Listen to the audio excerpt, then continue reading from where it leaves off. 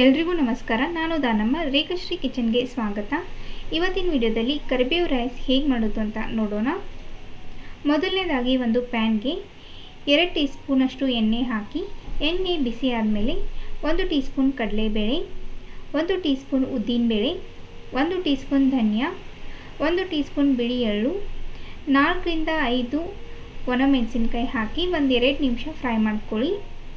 ಇದು ಸ್ವಲ್ಪ ಫ್ರೈ ಆದಮೇಲೆ 2 ಟೀ ಸ್ಪೂನ್ ತುರಿದಿರೋ ಒಣ ಕೊಬ್ಬರಿ ಹಾಕಿ ಹಾಗೂ ಸ್ವಲ್ಪ ಹುಣಸೆಹಣ್ಣು ಹಾಕಿ ಹಾಗೆ 1 ಹಿಡಿಯಷ್ಟು ಕರಿಬೇವು ಎಲೆ ಹಾಕಿ ಕರಿಬೇವು ಚೆನ್ನಾಗಿ ಕ್ರಿಸ್ಪಿ ಆಗೋವರೆಗೂ ಫ್ರೈ ಮಾಡ್ಕೊಳ್ಳಿ.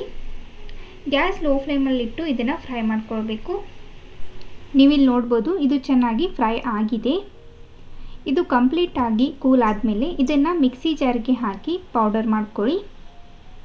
ಈ ರೀತಿ ಪೌಡರ್ ಮಾಡ್ಕೊಳ್ಬೇಕು. ಈಗ ಒಗ್ಗರಣೆ ಮಾಡ್ಕೊಳ್ಳೋಣ.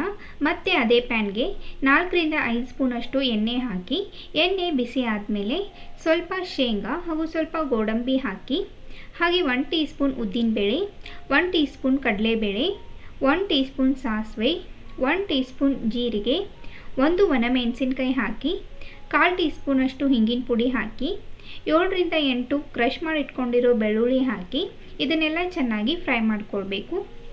ನಿಮಗೆ ಬೇಕಿದ್ದರೆ ಈರುಳ್ಳಿ ಕೂಡ ಹಾಕೋಬೋದು ಅಥವಾ ಈರುಳ್ಳಿ ಬೆಳ್ಳುಳ್ಳಿ ಹಾಕದೆ ಕೂಡ ಮಾಡ್ಕೊಳ್ಬೋದು. ನಾನಿಲ್ಲಿ ಬೆಳ್ಳುಳ್ಳಿ ಮಾತ್ರ ಹಾಕಿದ್ದೀನಿ.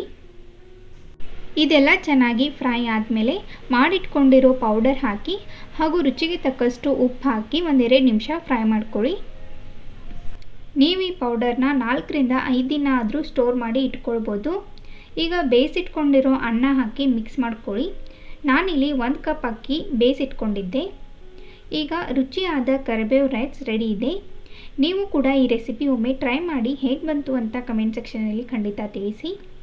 ವಿಡಿಯೋ ಇಷ್ಟ ಆದಲ್ಲಿ ಲೈಕ್ ಮಾಡಿ, ಶೇರ್ ಮಾಡಿ ಹಾಗೂ ಸಬ್ಸ್ಕ್ರೈಬ್ ಮಾಡಿ.